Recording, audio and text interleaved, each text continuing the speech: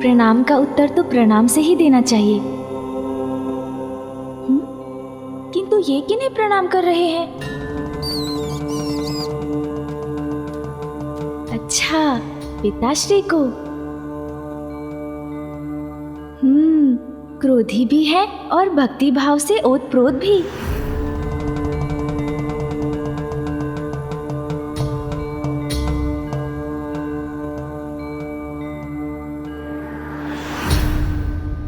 किंतु इनकी मनसा क्या है?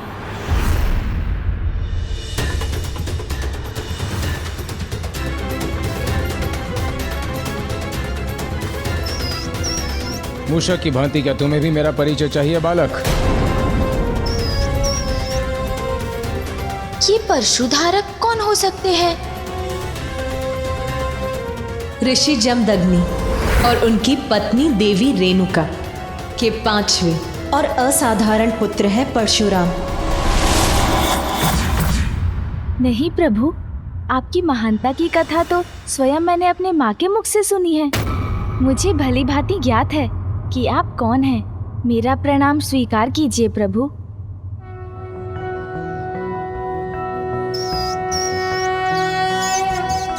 शत शत नमन श्री परशुरामा, अभिनंदन श्री परशुरामा। पाप के काल आवेग अधीशा, विष्णु के अवतार पुरुषा।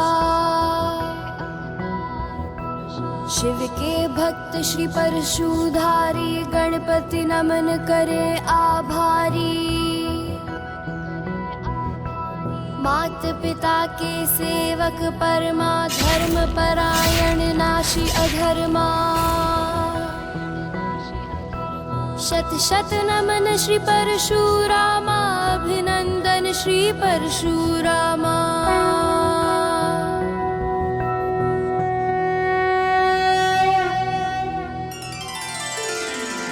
प्रतीत होता है बालक गणेश ने अपनी सूझबूझ का परिचय देते हुए परिस्थिति को संभाल लिया है। गणेश है अत्यंत बुद्धिमान। उन्हें आता है अपनी बुद्धि से करना किसी भी समस्या का समाधान। सत्य है बुद्धि का बल, सदैव संकट टालने में सदैव सफल होता है। धन्य हैं आप गणेश जी। बुद्धि और सूझबूझ से किसी भी परिस्थिति पर नियंत्रण पाया जा सकता है। अब इन दोनों के बीच किसी भी प्रकार के युद्ध की संभावना टल चुकी। प्रभु, प्रतीत होता है आप बहुत दूर से यात्रा करके यहाँ पहुँचे हैं। आपकी थकान मिटाने के लिए मैं जल लेकर आता हूँ। रुकिए बालक, ये थकान, ये भूख प्यास जलपान से नहीं मिटने वाली। तो अनुमति दीजिए, भोजन प्रस्तुत करता हूँ। रुकिए बालक,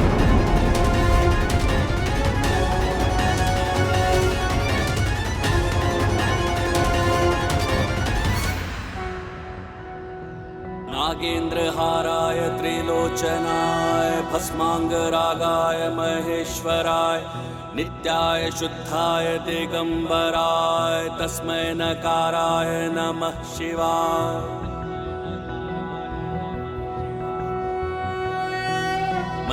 उमा, जिस प्रकार सच्चे भक्त अपने भगवान की पूजा में खो जाते हैं, उसी प्रकार भगवान भी भक्त का मान रखने के लिए उनकी भक्ति में लीन हो जाते हैं। इसलिए इस पूजा में हमारा समस्त ध्यान हमारे इन्हीं भक्तों पर केंद्रित रहना चाहिए। आप उचित कहते हैं प्रभु। मैं इनकी अनुपम भक्ति के आनंद सागर में डूबती जा रही हूँ।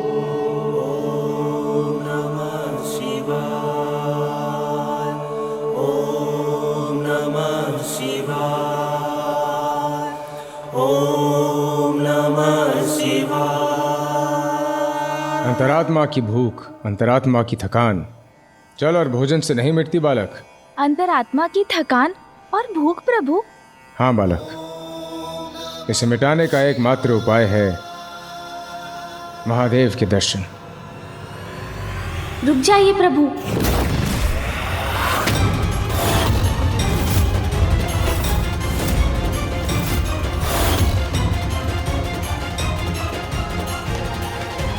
ये दृश्य तो कदाचित पूर्व में हुई घटना की पुनरावृत्ति है। बस बस बस। ब्रह्मदेव, कदाचित आप ऐसे नहीं जाने वाले।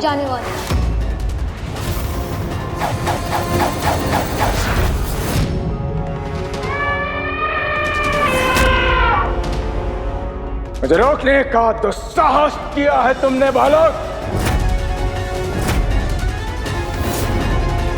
दुस्साहस नहीं प्रभु, आपसे रुकने का निवेदन मात्र किया है मैंने। अभी मैं आपको भीतर नहीं जाने दे सकता। भीतर जाने के लिए आपको प्रतीक्षा करनी होगी। क्यों मुझे अपने प्रभु के दर्शन के लिए प्रतीक्षा करनी होगी? क्यों? क्योंकि प्रभु महादेव और माता पार्वती एक विशेष पूजा में व्यस्त हैं। प्रभु, हम कैलाश में उमा महादेव की पूजा करने के इच्छुक हैं। आपको इस पूजा की अनुमति है। पुत्र गणेश, बालखिल ऋषि की पूजा शांति पूर्वक संपन्न हो। कैलाश में होने वाले आवागमन से इनकी पूजा में कोई विघ्न न आए। इसका संपूर्ण दायित्व तुम्हें ही संभालना होगा। इस समय वहाँ किसी का प्रवेश उनकी आज्ञा का उल्लंघन होगा। महादेव विशेष पूजा कर रहे हैं। हाँ प्रभु।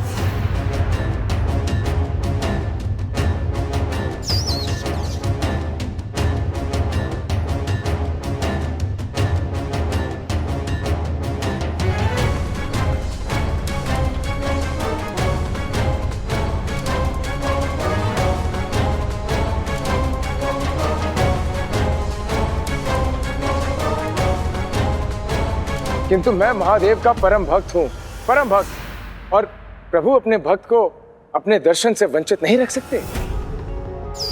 इसलिए मुझे जाने दो बालक। मैं प्रभु की भक्ति का, उनकी पूजा का मान रखूंगा।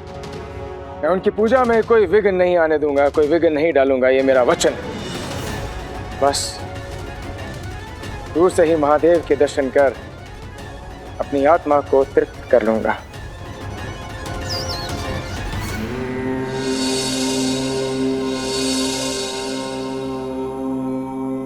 क्षमा करें।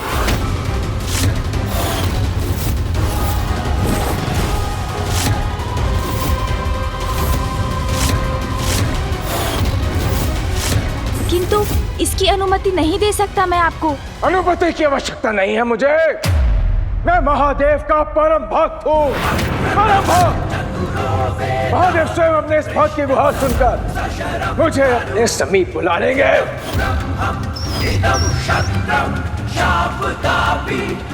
महादेव, महादेव, महादेव, महादेव,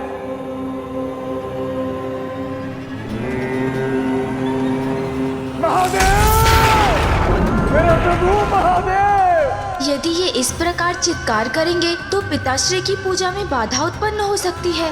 महादेव, महादेव, महादेव,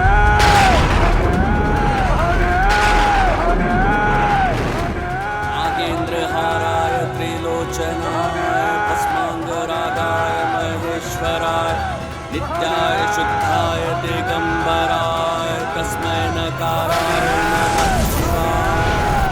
मंदाकिनी सलिल चंदन चर्चिताय नंदीश्वर प्रमथनाथ महेश्वराय मंदार पुष्प बहु पुष्प सुपूजिताय तस्मै नकाराय नमः शिवाय। प्रतीत होता है प्रभु ने मेरी पुकार सुन ली। अब वे स्वयं मुझे दर्शन देने आ रहे हैं।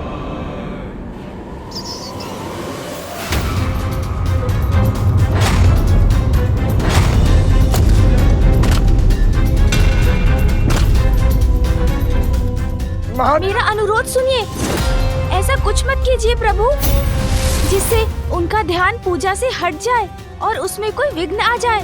मैं आपको दर्शन से रोकने का दुस्साहस नहीं कर रहा हूँ, मात्र विनती कर रहा हूँ कि आप तनिक प्रतीक्षा कर लीजिए। तुम जो भी हो, मेरे और मेरे प्रभु के मध्य आने का प्रयास मत करो।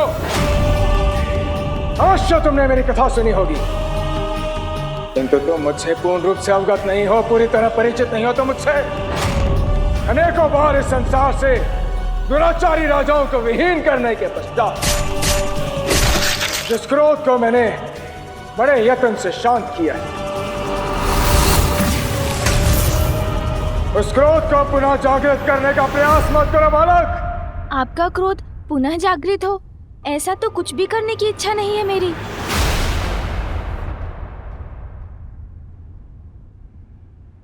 रुक जाइए।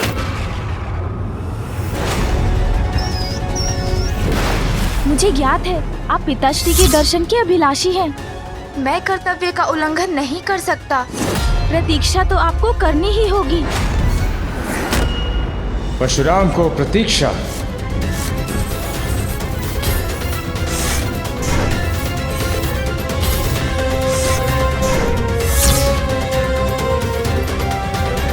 अपने प्रभु के दर्शन करने को प्रतीक्षा नहीं कर सकता मैं।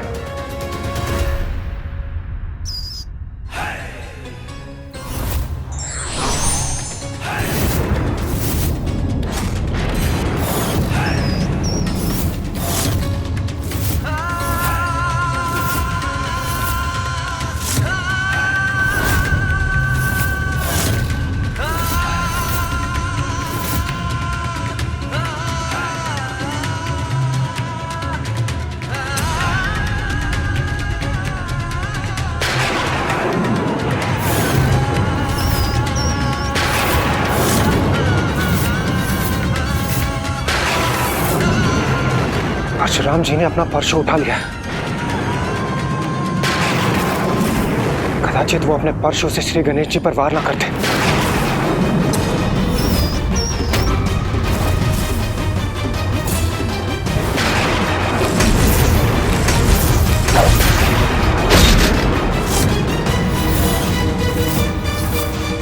पूर्व की घटना को स्मरण कर सिहर रहा हूं मैं। कैसे रोकूं इस अनर्थ को?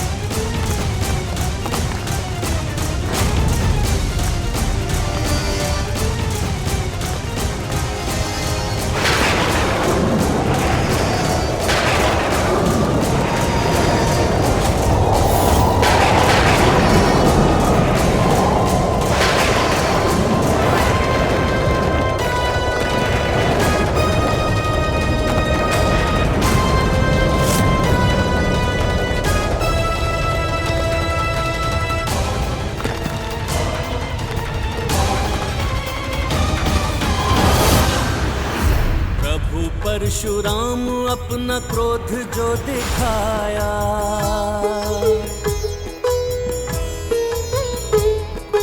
धरती पे परशु मारा थल थर थराया।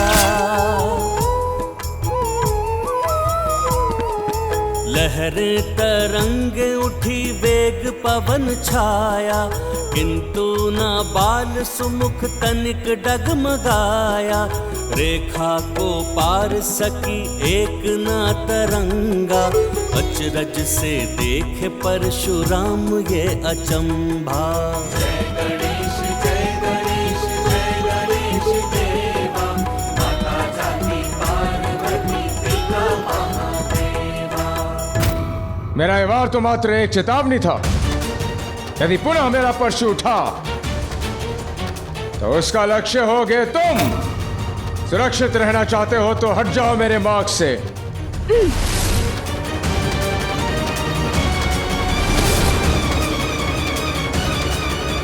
इनके क्रोध को शांत कर किसी प्रकार इन्हें मनाना होगा। प्रभु, मुझे ज्ञात है आप अपने प्रभु के दर्शन के लिए व्यग्र हो रहे हैं, किंतु क्रोध तो भक्ति भाव में भी अभाव उत्पन्न कर देता है। आपके क्रोध से उत्पन्न बवंडर से तो स्वयं आपके प्रभु की पूजा में ही विघ्न आ सकता था। इसीलिए मैं आपसे आग्रह करता हूँ, आप अपने क्रोध को शांत कीजिए और पूजा संपन्न होने की प्रतीक्षा कीजिए। भक्ति भाव लेकर अपने प्रभु के दर्शन के लिए यहाँ आया और अपने परशु की शक्ति से अशांति उत्पन्न कर बैठा। माता पार्वती नंदन विनायक ने तो पूर्व में महादेव को भी अभिमानवश रोक दिया था, किंतु प्रथम देव श्री गणेश तो इसके विपरीत परशुराम जी के साथ विनम्रता और बुद्धिमानी का परिचय दे रहे हैं।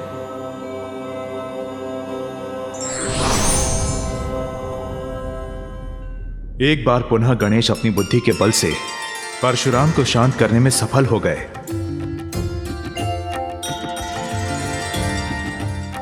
धन्य धन्य असंभव बना दिया उन्होंने।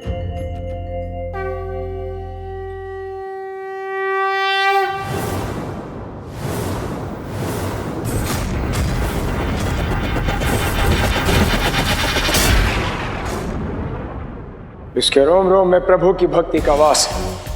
तुम उस परम भक्त को विश्वास दिलाने का प्रयास कर रहे हो कि मेरे कारण प्रभु की भक्ति में विघ्न है, उनकी महिमा को ठेस पहुंचेगी मेरे कारण। बालक, तुम स्वयं को मुझसे बड़ा महादेव भक्त सिद्ध करने के लिए, प्रमाणित करने के लिए डटे हुए हो।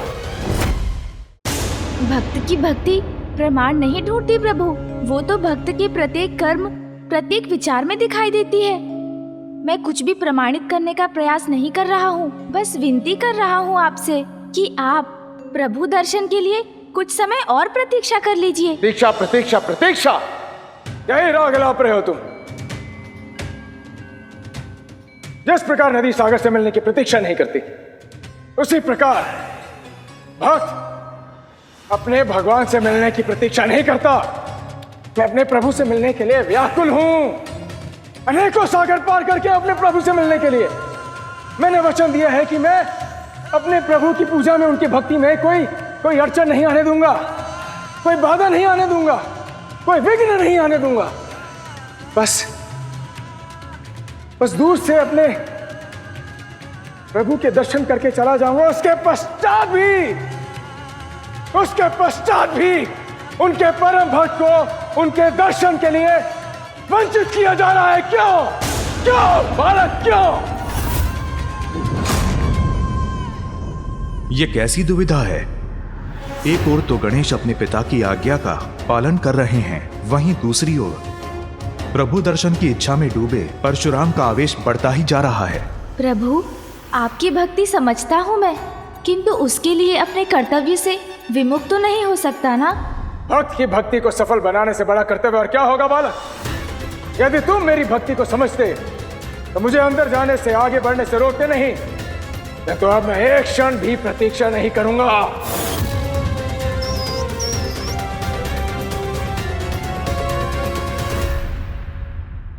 अब मैं स्वयं तुम्हें अपने मार्ग से हटाऊंगा बालक।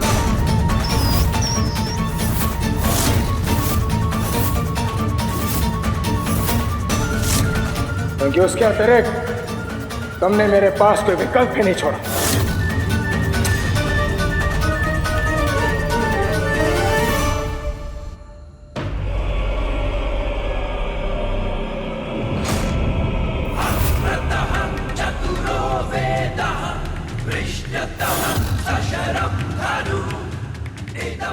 स्वामी, परशुराम जी अब ये क्या करने जा रहे हैं?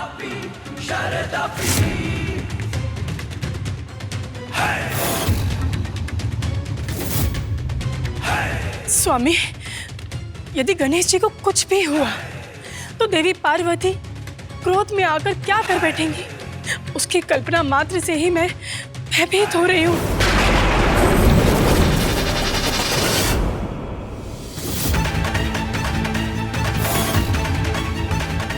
ये क्या?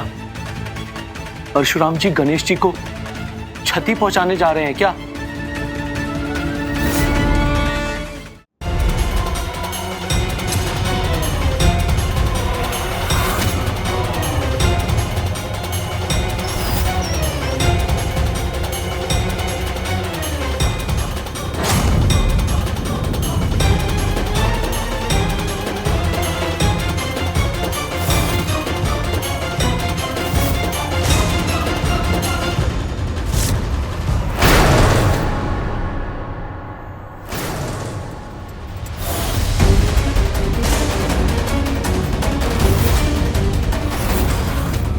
यह कैसे संभव है? अपनी संपूर्ण शक्ति का प्रयोग करने के पश्चात भी मैं इस बालक को नहीं हिला पा रहा हूं।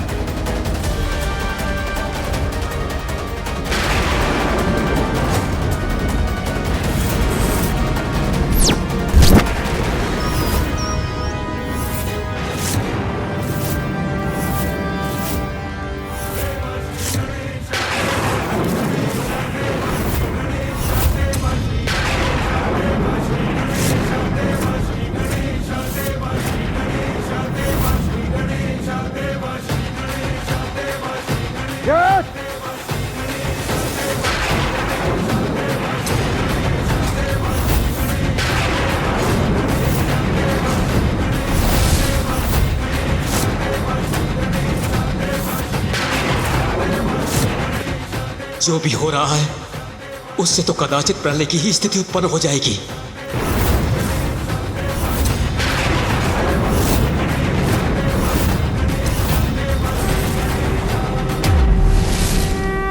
भगवान की भक्ति भी मर्यादा का पालन करने पर ही सफल होती है।